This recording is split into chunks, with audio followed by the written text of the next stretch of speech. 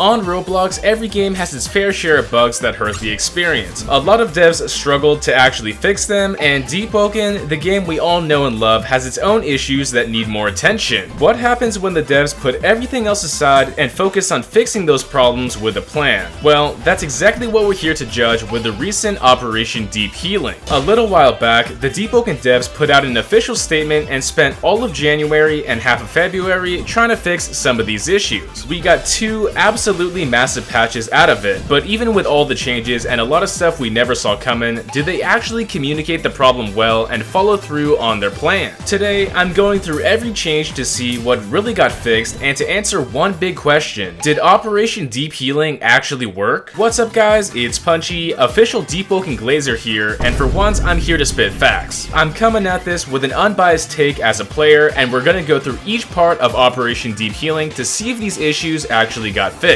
The crazy curse guard content and secret loot, that's all extra credit, but what I really care about is whether the devs fixed what they said they would do. And just to be clear, my intent isn't criticism, and I'm not trying to bash the game either. This is just my honest takeaway based on the original statement that they said and what actually made it into the game. Communication matters, and if the Deepwoken devs say they're gonna make a change, let's see if it really worked.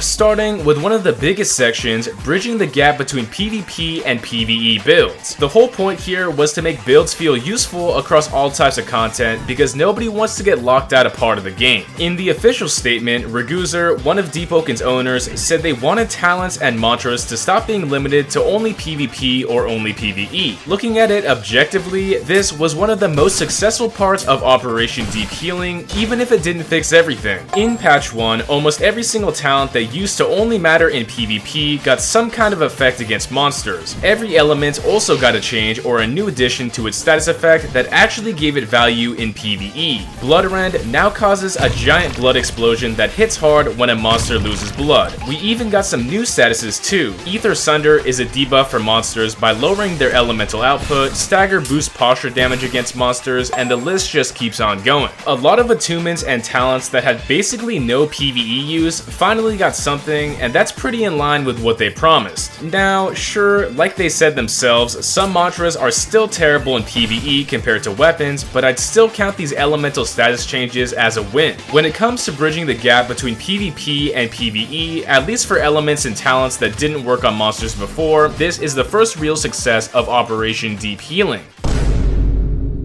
Moving on to world events, this part honestly blew me away. In the original statement, they said world events felt underwhelming and were bad at getting players together. They wanted to make them easier to queue for, and I'll be real, what they came up with was pretty impressive. With the rework, players can now queue into these large-scale events with random people across different servers. So you can fight, you can team up, and that's genuinely really cool to see. Most of the time, it actually works too. They also added settings that let you choose your region, which works alongside the new queue system from any server. Yeah, it can still be a little bit buggy because Roblox servers are Roblox servers, but this already fixes one of the biggest problems world events had. Empty world events basically aren't a thing anymore. To follow up on the second part of the statement, you can even squad up with random players now, even if it feels a little bit janky because of the new Roblox restrictions. But even that got some attention with the added communication emotes. So before even getting into the event reworks themselves, the core promise of teaming up and queuing into world events was already delivered pretty well. And on top of that, Battle Royale started showing up way more often and now gives you Shiva's Finger, a really strong upgradable item. The Carnival of Hearts got a new mode and some other reworks, even if it's still insanely buggy, and the Parasol event got completely revamped. Seriously, out of nowhere, Parasol got a new look, new attacks with different effects, a crazy new island, and of course, every world event got new obtainable items with craftable loot.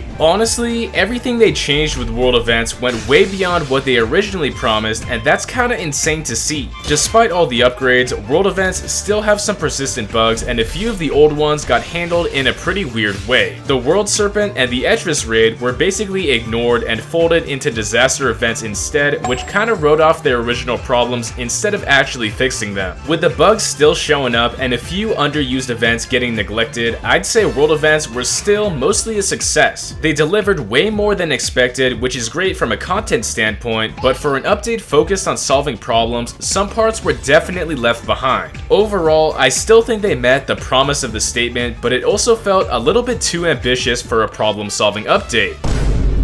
Moving on to part 3, defense in Deepwoken, and this one was a little bit bad. The devs said they wanted some attacks to have clearer, more intentional defensive options where the game was lacking, but across the board, that just didn't really happen. A few attacks did become punishable, with the attacker getting knocked down if you defend correctly, which gives a free punish. But the amount of attacks that got this was so limited that it almost felt like they were soft launching the idea or just testing it out. On top of this, they also added a secret boss, which was great for content, but its moves weren't very intuitive to learn, and the color-coded telegraph windups got changed completely. It was just really a big complaint. I will say, the new setting that lets you toggle the windup visual is a great addition, but overall, defense in Deepwoken was not a real focus of the update. Maybe I'm missing a couple things, but only making a handful of attacks super punishable without really touching the main systems seems like a very missed opportunity, and one of the clearest areas where Operation Deep Healing actually failed.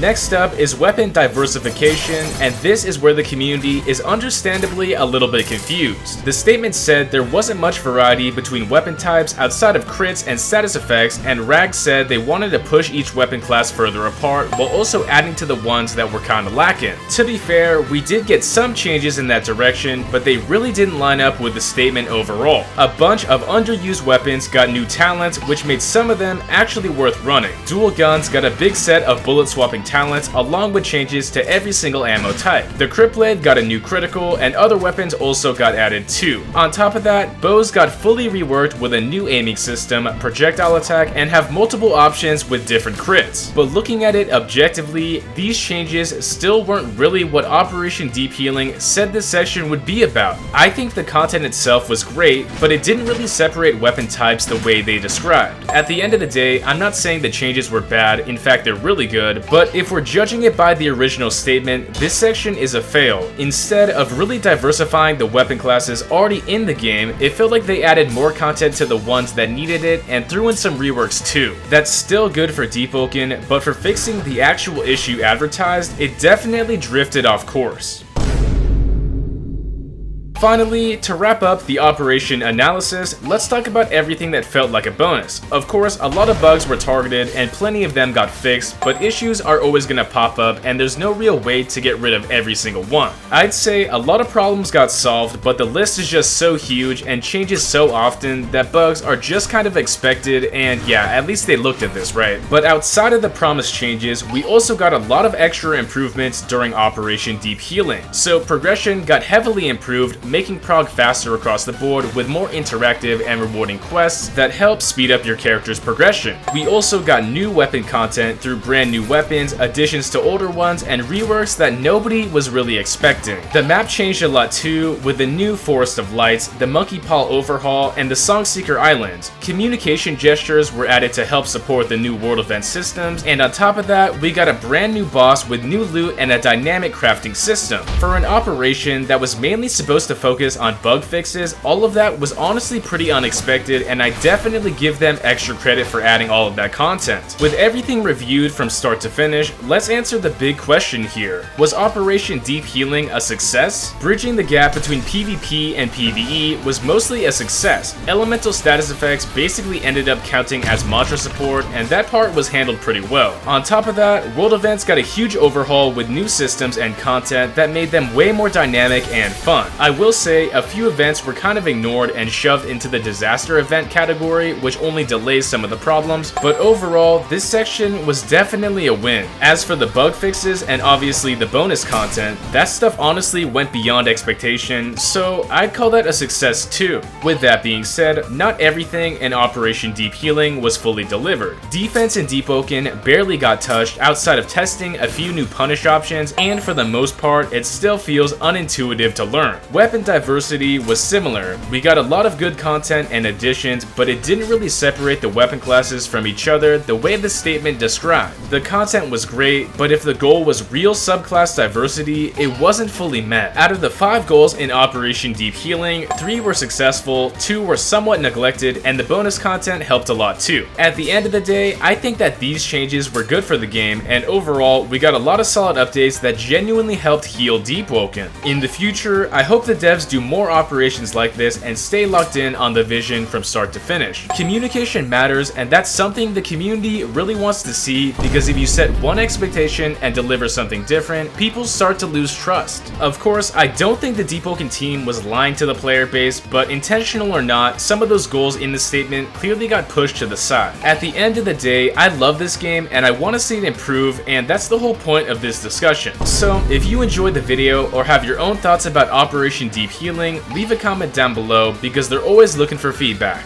Thanks once again to all the supporters who motivate me daily and directly help out the channel, because it means a lot. If you want to join as a member for my channel, go down below, but besides that, my personal Discord and my UGC group are linked down below, so check them out. Thanks once again, and make sure to like and subscribe. It's punchin' time.